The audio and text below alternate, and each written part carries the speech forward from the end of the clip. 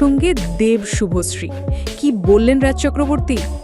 দীর্ঘ সময় পর আবার এক ফ্রেমে ধরা দিলেন ওপার বাংলার অন্যতম জনপ্রিয় অনস্ক্রিন জুটি দেব এবং শুভশ্রী। তাদের বহু প্রতীক্ষিত ছবি ধূমকেতু মুক্তি পাচ্ছে এই 14ই আগস্ট, ভারতের স্বাধীনতা দিবসের প্রাক্কালে।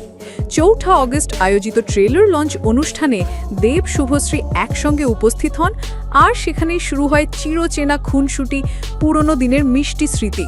ভক্তদের নানা প্রশ্নের উত্তর দেন তারা দুজনে মিলে। মঞ্চ যেন হয়ে ওঠে আবেগের এক বিশেষ মুহূর্ত। কিন্তু এর মধ্যে প্রশ্ন, এই বিশেষ দিনে শুভশ্রীর স্বামী জনপ্রিয় পরিচালক রাজ চক্রবর্তী কোথায় ছিলেন?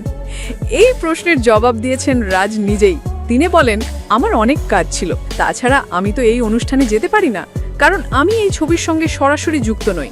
শুভশ্রী এবং আমি দুজনেই কাজের দুনিয়ায় খুব ব্যস্ত, সময় মেলানো যায় না সব সময়। তবে সবচেয়ে ভাইরাল হয়েছে রাজ চক্রবর্তীর মন্তব্য, যখন তাকে জিজ্ঞাসা করা হয় দেব ও শুভশ্রীর একসঙ্গে থাকা নিয়ে তার মতামত। তিনি স্পষ্ট বলেন, দেবের প্রাক্তন বান্ধবী শুভশ্রী এখন আমার স্ত্রী। প্রত্যেক মানুষের একটা অতীত থাকে, মানুষের অতীত নিয়ে কথা বলা উচিত নয়। আমি একে সম্মান করি, ঈর্ষা করি না। এই ম্যাচিওর এবং বাস্তব বক্তব্য এখন ভাইরাল সোশ্যাল মিডিয়ায়।